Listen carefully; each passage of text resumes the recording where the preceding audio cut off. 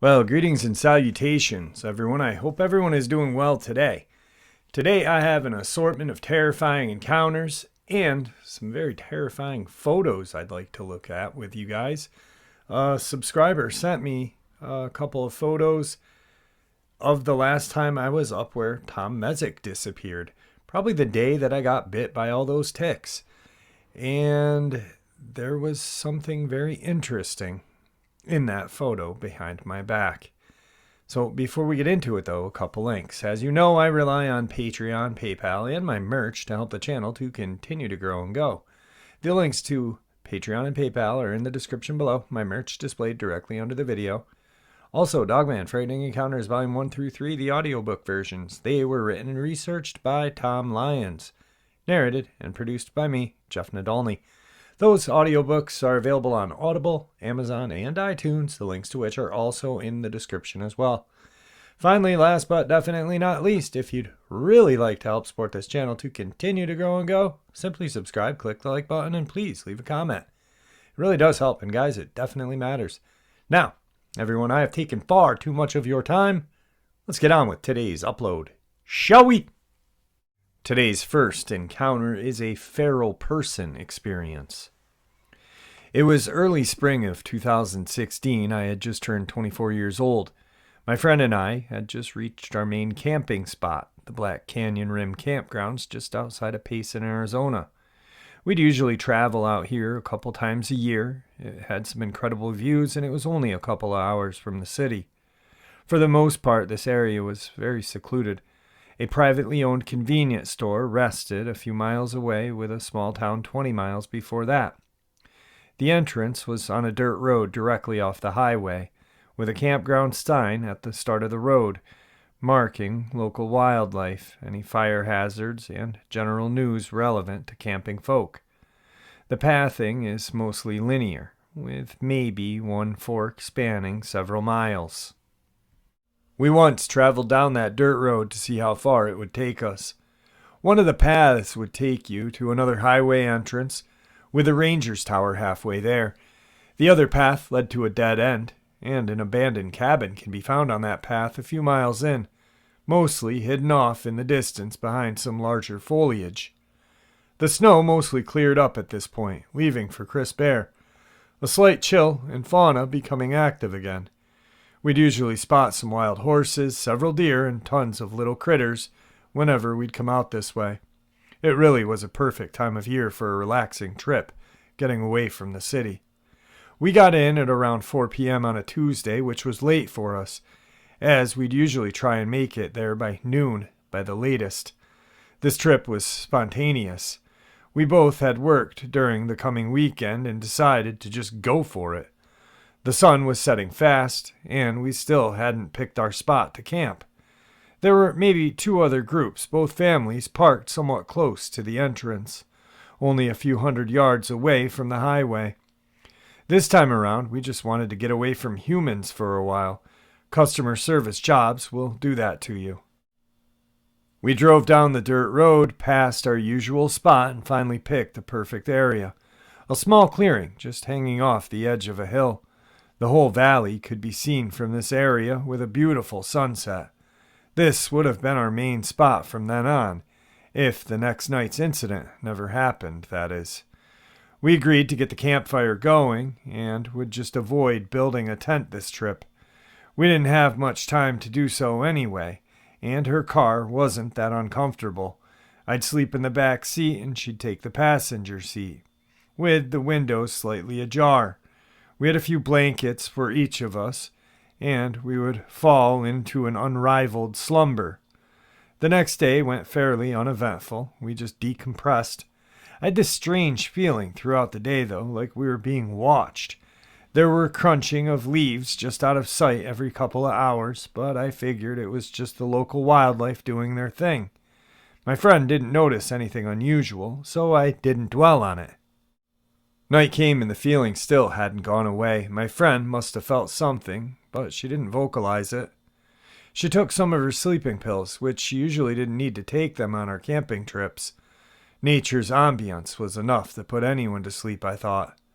It was nearing 1 a.m. My friend dozed off in the passenger seat while I was attempting to wind down in the back. I leaned against the side window beside the passenger seat, legs outstretched to the back door. The window opposite of me was rolled down slightly, with a cold breeze flowing in. I'd been on my phone scrolling through Facebook or whatever when I heard something outside. A few crunches of fallen leaves several places outside the car. I whispered to my friend, "Did you hear that?" But she was already out. I put my phone down and listened intently for a minute or two, and nothing. It must have been a small animal curious about the camp. I went back to my phone, scrolling through social media. Maybe 10 minutes had passed when I heard it again. Crunch right outside the door. I lowered the phone. My eyes took a moment to adjust from the light of the phone into the deep dark of the woods.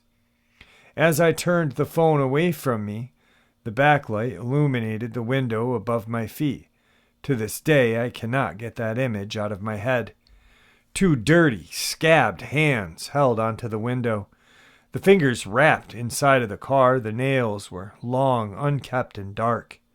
Behind the window, a silhouette of a face was pressed up against it. The breath would create condensation every few seconds. All I could make out were the reflections of these empty black eyes. I couldn't move, I couldn't scream. It felt like an eternity, the staring contest between me and this thing. Thoughts were repeating throughout my head. Why haven't they ran away when they saw that I noticed them? What were they planning? Is this the face of death? After 10 seconds or so of not doing anything, the hand slowly unclenched the window and receded into the darkness. The condensation on the window dispersed. Another couple seconds passed before I heard this dread crunch, crunch, crunch, methodically fading into the distance. I still just sat there in what just happened? Why didn't I do anything? Why am I still not doing anything? With that thought, my body shot into adrenaline. I pounded on my friend's seat, waking her up from her slumber into a dizzy confusion.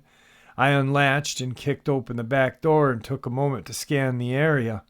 Whoever they were, whatever it was now gone.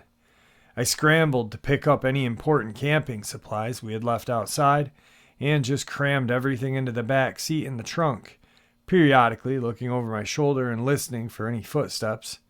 I slammed the back door shut, and there they were. A grim reminder of horror that just happened. 2 handprints imprinted on the window. I quickly wiped them off the window in a panic, a reaction to erase the event, I guess. I jumped in the front seat, started the car, and floored it out of there. My friend, finally coming to, asked what the hell I was doing. "We gotta go." I said, "There's someone or something out there." I didn't see whatever or whoever it was while fleeing the scene, speeding down the dirt road. My friend insisted that I slow down, and I eventually did. We reached the highway, and I proceeded to drive 20 or so miles before we reached a Denny's, where my friend asked to stop to eat and explain everything. The nightmare subsided a few months later. My embarrassment continues to this day for the state of shock I was in at the time. Everyone says you either have fight or flight instinct, and I'm confused whether I have either. I just sat there not doing anything. I frequently tend to ask myself, who was out there or what was out there? Another camper messing with us? A resident of that abandoned cabin down the dirt road? Or maybe something more paranormal residing in the forest, watching lone, vulnerable campers as they drift off to dreamland. We still go camping there in the years ahead, but never too far from the highway. Whatever it was, I hope that was the last time I ever see it. Okay, so this next part of the upload, if you're watching this on your phone, just pan your phone to a different angle. So my head is facing you. And look over it would be my right shoulder, you can see this shimmer of some sort. Now, if you're going to watch it and you're going to look at this photo on your computer, you should be able to rotate the picture itself and look. You can clearly see what I guess people call the Shimmer Man or the Predator or whatever. That was the day that I was up there and I was having these bad vibes while I was up there. And this subscriber had watched the video and caught it. And they sent me these 3 different photos of this creature or whatever it is behind me. At first, I read the email and I was like, I recognized who the subscriber was, and thank you, HikerX. So then after I recognized the subscriber's name, I was like, all right, let's check this out. And I looked at it and I was like, whoa. So I opened it, obviously, at first on my phone, then on my computer. And when I opened it on my computer, I was blown away by whatever this thing is. And there's been multiple accounts of some sort of shimmer man, glimmer man, whatever you want to call it, predator-like creature in the forests, hunting or stalking hunters or hikers, campers, etc. It really freaked me out when I saw it, because at first I was just like, no, maybe, because I read the email and then I opened it up and I was like, there is something there. There's something over my shoulder watching me. And it completely freaked me out. So here are those photos, and I hope you guys can see them. I tried to, the reason why I did it like this on the phone was because I didn't want to compress the photo. I wanted you guys to see what he sent me. Probably your best bet, I can still see it on my phone. So, but your best bet to see it 100% accurate and to scale is on your computer. But you can still see it very clearly on your phone as well. So, just, wow. I mean, who knows what this is, but it's terrifying. It really is. And with all the very strange stuff centered around the Tom Mezek case, this is just one more. So, all right, well, let's get into the next part of the upload. Today's third part of the upload. This one comes out of Vermont, right down the road from me, about 35 minutes, 40 minutes. So, Craig sells Christmas trees each season at one of those outdoor Christmas tree farms in Vermont. His last customer was at 8:30 p.m. and he decided to shut down his tent at around 9. He was turning off the area lights and several strings of Christmas lights as he saw a man toward the back of the larger Christmas trees. He thought he had missed a customer, but he noticed there were no vehicles anywhere other than his own.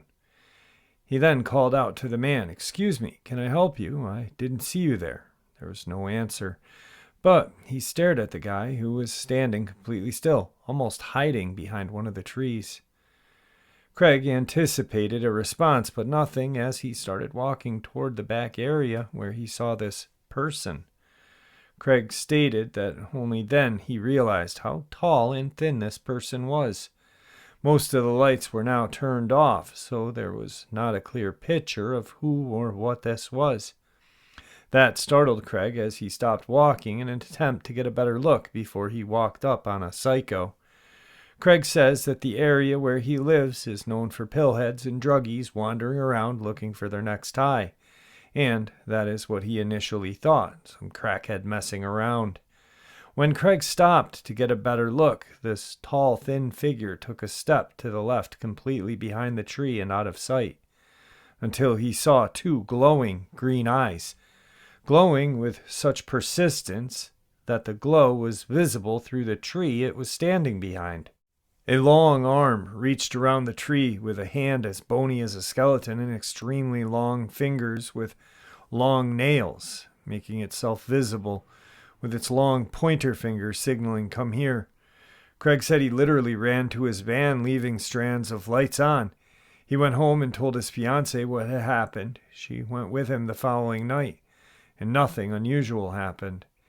He said he kept asking himself 10 times over what in the world he saw and cannot come up with an explanation. My friend Craig is reliable and honest. This is his first paranormal experience. I say that to say I believe him. I'm not sure what he saw, but the tree farm of his is in a field beside a heavily wooded area. I'm guessing something from those woods. I haven't heard of too many reports about glowing green eyes. Red, yellow, yeah, but not green. His description lacks many details, so we cannot say for sure what he saw. I'm leaning towards crawler. I mean, that's what it seems like to me. We all know that like the Slenderman is creepypasta, but I mean, to me it sounds like a crawler. And I know Vermont is Vermont's a creepy state. It's a beautiful state, don't get me wrong, but the woods in Vermont are a whole different kind of feeling than the Adirondacks. I had a couple of strange experiences in Vermont, but I didn't see anything visible, but just some weird goings on. So definitely strange, but to me, it sounds like a crawler. Tonight's fourth experience is a historical but very terrifying experience. One that I heard, probably 3 or 4 years ago when I was going through some old newspaper clippings.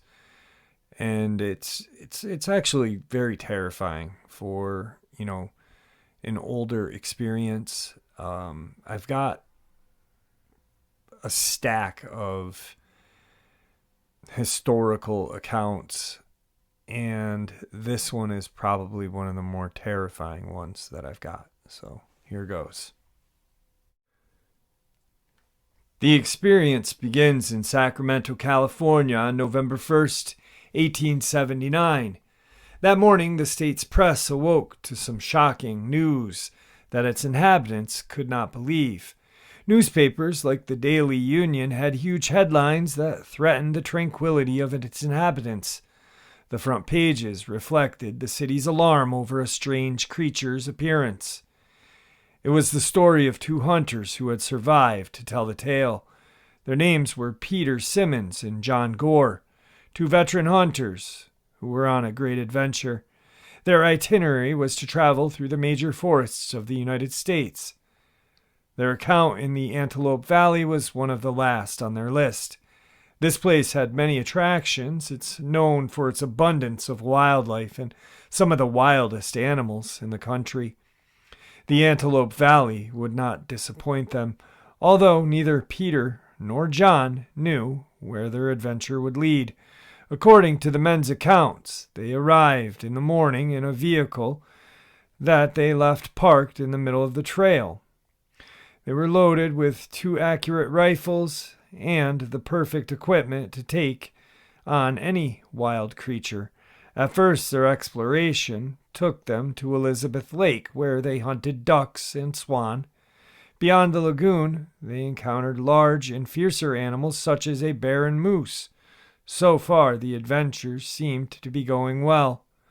The morning progressed quickly, but the men were still unsatisfied. They remembered the instructions that a guide from the nearest village had given them. This anonymous man had told them that at the top of the valley there was a creature that would not disappoint them. Peter and John began to ascend the valley trail. Along the way, they touched cliffs, scooted streams, and climbed mounds until they reached the great peak. From there, they had the view of the entire periphery. But there was no sign of a creature. At least, that's what they thought. Then an unexpected loud commotion put them on guard. They both pointed in all directions with their rifles, but there was no target. The ruckus seemed to come from an invisible creature. Then, suddenly, the largest animal that they had ever seen emerged from a large opening in the middle of the mountain they had just climbed. Its appearance was robust and hairy. It had elongated limbs and menacing claws, and it walked upright like a human. Although it was impossible for this creature to be a man, the beast began to climb toward the top of the mountain at an alarming speed. It also had impressive dexterity, something impressive considering its size and weight. Peter and John, as hunters, had faced danger before and felt the need to protect themselves. They immediately opened fire on this beast. One of their projectiles hit the creature's arm. The creature stopped and acted confused. It emitted a growl that paralyzed the hunters' hearts, and it immediately pounced on them with an unnatural rage. For the first time in 25 years, the hunters were truly terrified. Still, they opened fire again, but the shots missed. Both men missed the opportunity, and it was too late. The creature reached John and knocked him to the ground. Peter quickly shot the beast in the back, which caused the creature to scream and contort in pain. It stood up and began to flee down the mountain. The hunters made no effort to follow it. Fear had completely paralyzed them. They could barely walk, especially John, whose skin was pale white and seemed to be in shock. They retraced their steps to their vehicle. They didn't allow themselves to put their rifles away until the forest was several miles behind them. The experience changed their lives, and from that day, they gave up their love of hunting forever. They both wondered if that creature had survived the gunshots, but they had no plans to ever return and find out. It's stories like those, it's experiences like those of the old timers, the ones with like the miners and the explorers told that but this one is just a terrifying. This creature comes out of the woods. It's huge, hulking claws, growling, just, rage-filled, and attacks both men. And they did. They barely got out of there. And it was in the paper, the newspapers back then. How cool is that? I mean, and it was like the media didn't care. The government really didn't care either because, at that point, Teddy Roosevelt had seen and said that he had tracked and hunted a Bigfoot. So, I wish we could go back to those days, don't you? Anyway, on to tonight's final part of the upload. Before we get into tonight's final encounter, I want to share with you guys once more the subscriber submitted video of a dogman in the woods. And I, at the very end, will blow up on its head so you guys can see it.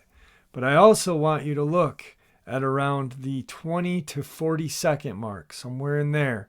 And let me know if you guys can spot another creature. Because I think I do.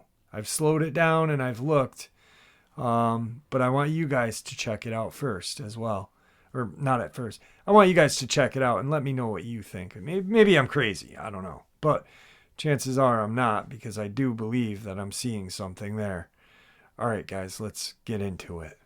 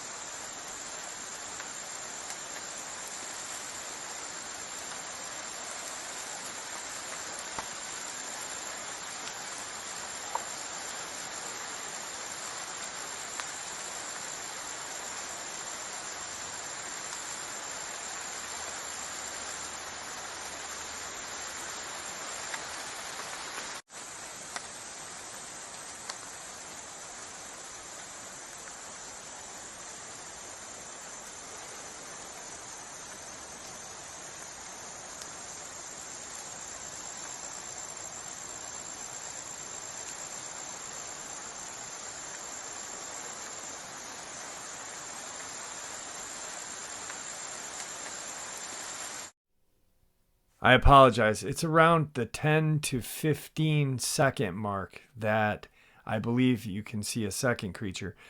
But when you are looking at the Dogman that the camera pans in on, if you watch the last part of the video clip where I zoom in on the video, you can see that the Dogman's head is actually turned looking, and then it kind of turns very slowly back to its original position. It's a very terrifying video. I'm blown away by it, and I don't even know. It's the greatest clip I've ever seen. So I apologize for sharing it again, but it's awesome. And on to tonight's final encounter. This event happened either 1960 or 61 near Douglas, Manitoba, on the road to Camp Shiloh, which would now be 340 Highway. My future Uncle Ron was in the military and was dating my auntie at the time, who lived with us in a little hamlet called Douglas, Manitoba. He and my dad were both in the military at the time. Apparently, on his way back on the road to Camp Shiloh, after visiting my aunt one evening, he had an encounter with what he described a very large wolf-like thing sitting in the middle of the road. It refused to move, so he stopped and it just sat there. All of a sudden, his car was shaken as something was in the back side of the area of his car. This animal or thing then lifted his back end and dropped it. My uncle was so petrified, as he said whatever it was huge. He couldn't see it in the rearview mirror, but he knew it had to have been another one of these wolf-like creatures. The other wolf creature in the road in front of the car had disappeared, and my uncle just gunned it out of there, not looking back, as he was too terrified. He didn't believe in the supernatural, but he said he knew what he saw and felt that night. He thought it was a wolf, but he wasn't really sure what it was. All he knows is that it did look like a huge wolf. I was very little at the time, and he told my mom what happened, as he knew she believed in the supernatural. Yeah, definitely not a wolf. That reminded me of the experience where a guy had backed his car, into the woods, or was backing his car up, and a Dogman had actually picked the bumper of the back car up, and he's just gunning it, and the tires are just spinning. Man, that's terrifying. I mean, just they're strong enough to raise the ass end of a car off the ground. I could never imagine facing one, face to face. It would just be something unbelievably terrifying, disastrous. It'd just be bad news all the way around. With that, my friends, I want to thank you all for all the support, and it truly means the world to me. You guys are the greatest. And yeah, just a little update on what's been going on with me. I have a whole new sleeping pattern. I get up in the morning, I'll watch a little bit of news, do what I need to do in the studio, upload, and then a half an hour later, it's around noon, I'm drained like I had been doing something all day, and then I'll fall asleep for a couple of hours. Then I wake up feeling still drained, having to take care of my daughter, make her food, and do this and that just drains me. But then I get up again about an hour, 2 hours later, and I'm back in the studio. And then I'm up for a little while more, fall asleep, get up, fall asleep. It's just incredible. This course of antibiotics is just, it's really not a great feeling. But hopefully it works, because I've been reading about this and I hate ticks, man. I had bug spray on too, and they had still bit attached, and um, one had stayed on a lot longer than they were supposed to. And after doing some research and looking into tularemia, it's scary. I'm glad I caught it in time, because it's not anything that you want to mess with. So guys, when you're out in the woods, put bug spray on, even though it might not work. Take every safety precaution, because it's not worth it. And with that, thank you for all your support. It truly means the world to me. May the Great Spirit watch over us all, and may He guide us down that path that we call life.